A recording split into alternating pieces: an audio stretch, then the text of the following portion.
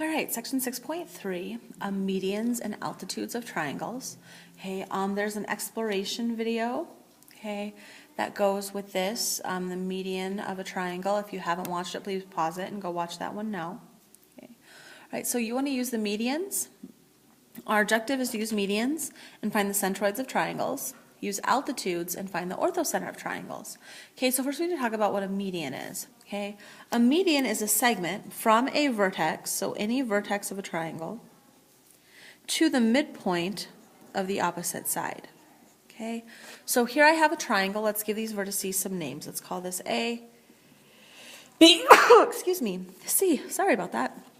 A, B, and C. Okay, so a median, if I was to start at A and draw a segment to the midpoint of the section. So if we look at segment AC, we mark its midpoint here. I don't know, let's call it M.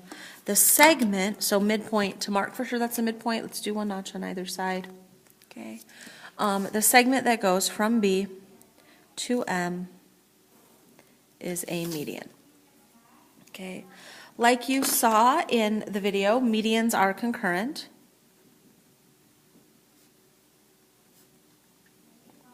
Meaning they all intersect at one point. And the point of concurrency of the medians is what we call a centroid. So a centroid is the point of concurrency of the medians. Okay, that's an important word there. So here we have two important words. We have the median and then a centroid. Okay, and a thing to remember is that the medians, since they go from a vertex to a midpoint, they always are inside the triangle. They are always inside the triangle, which means that the medians are always inside the triangle, but then the centroid will always be inside the triangle as well. Okay. Okay. So then we have a centroid theorem, just like we had a circumcenter theorem and that in-center theorem. We have a centroid theorem. The centroid of a triangle is 2/3 of the distance from each vertex to the midpoint of the opposite side. So like you noticed in our video, if we're looking at, let's say, this median from B to F, okay, if I go from the vertex to P, that's 2/3 of the way. So this is 2/3 of the whole distance, and from P to F is the remaining 1/3. Okay, so B to P is 2/3 of the distance, and P to F is 1/3 of the whole entire distance. Okay, so basically this would mean that B to P is 2/3 of the whole distance from B to F. B to P is 2/3 of B to F. Okay. Same with the other medians, like here if I'm going A to E. The distance from A to P is 2/3 of A to E. Okay, so there's a lot of different ways of using that bit of information. I always like to take my median, how I do it, and divide it up into 3 equal pieces. So this P to B is going to be 2 equal pieces. So P to midpoint, midpoint to P, and then P. So there's my 3 equal pieces, 1, 2, 3. So that way I can very easily see those 3 equal pieces and solve for missing parts of that. Okay. So for here an example 1, in triangle R, this is point R, RST, Q is the centroid. So that tells me that like W is a midpoint, V is a midpoint, U is a midpoint, because Q is the centroid. S to Q is 8.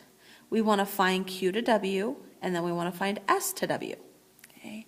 So I know that if Q is the midpoint, then S to Q is 2 equal pieces, and Q to W is one of those equal pieces. So if this whole thing is 8, okay, 2 equal pieces is 8, so that tells me each one of those pieces is 4, which tells me that this one is 4 down here, because 8 divided into 2 equal pieces is 4.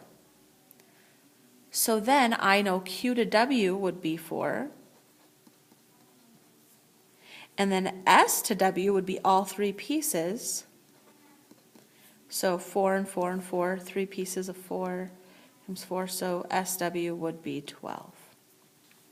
Okay, so just using the fact that S to Q from the vertex, the big piece, a median is always going to have two different pieces. It's going to have a big one and a little one. The big one is two equal pieces. The little one is the one remaining piece to make up three pieces for the whole median.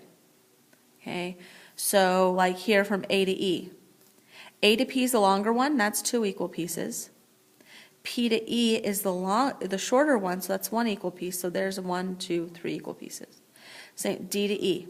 D to P is the long one, so that makes up two pieces. Okay, so on. So be careful, those aren't notches. That's just dividing it up into number of pieces. Okay. All right.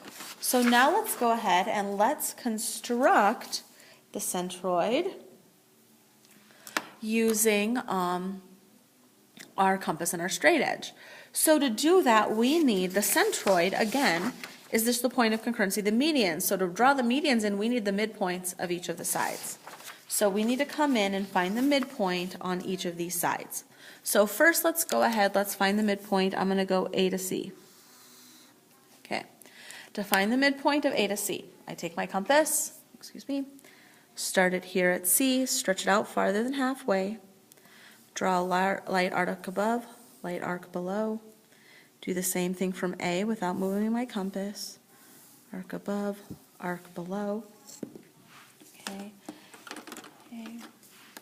And then I connect those arcs, but I don't need to connect the arcs completely because I don't need the perpendicular bisector. I'm just looking for this point right here. So I'm just going to mark it right here at the intersection. Right there's the midpoint. I don't know, we'll call that point F. So we match with up here, point F. And now I do the same thing with the other side. So now let's do the same thing with A to B. Okay. So again, okay. Oh, I'm too far. Let's just go ahead. We just want to go barely farther than halfway. Light arc above, arc below.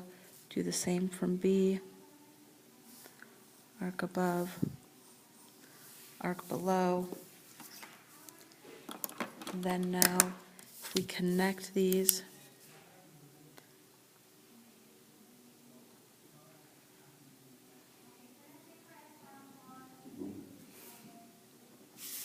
okay, there's our midpoint. We'll call that point D.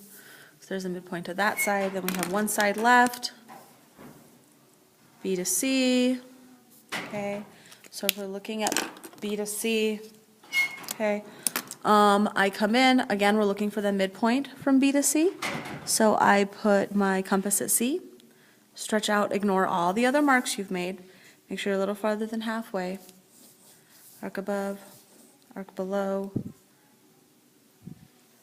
arc above, arc below. So we're looking at these arcs here, connect. And there, again, we're just looking for that midpoint right there. We'll call that point E. So now I have all my midpoints. So now we connect the vertice to its opposite midpoint. So I would connect B to F. Okay, I would connect C to D. Oh, sorry.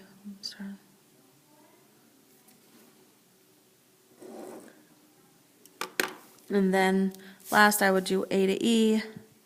Hopefully they all intersect at one point, which they do. Right here in the middle, there's my point of concurrency, there's my centroid. We'll call that P, centroid P. Okay. All right, now find the coordinates of the centroid of triangle RST. So now we're given the vertices, and we want to find the coordinates of the centroid. Okay, all of these points are in the first quadrant, so I'm going to do a graph of just the first quadrant.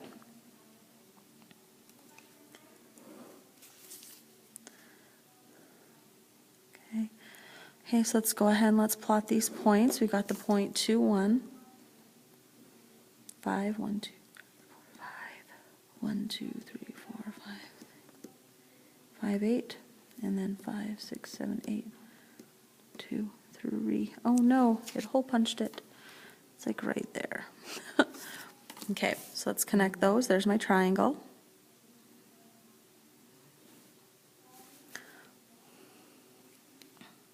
Okay, so now we want to do, again, we want to find the medians. Okay, so here's R, here's S, here's T. So to find the medians, I need the midpoints of some of the sides. Okay, so to do that, I would need to then, I pick one of the sides here. Doesn't matter which one. I'm going to just go R to T. So I'm going to find the midpoint of RT. Okay, so I'm going to find the midpoint here from R to T. Again, the midpoint formula, add the x's, average the x's, average the y's. So from R, we're using this point, to T, this one over here, R, so we'd have 2 plus 8 to 1 plus 3 divided by 2. Okay, so 8, 9, 10 divided by 2 is 5. 4 divided by 2 is 2. So my midpoint is at 5, 2. So over 1, 2, 3, 4, 5, up 2. So there's my midpoint right there. I'm going to color code it. Let's make it pink. So there's my midpoint. And we'll call it M. There's my midpoint. Okay. So now to find your centroid, okay, I need to, let's draw this median in.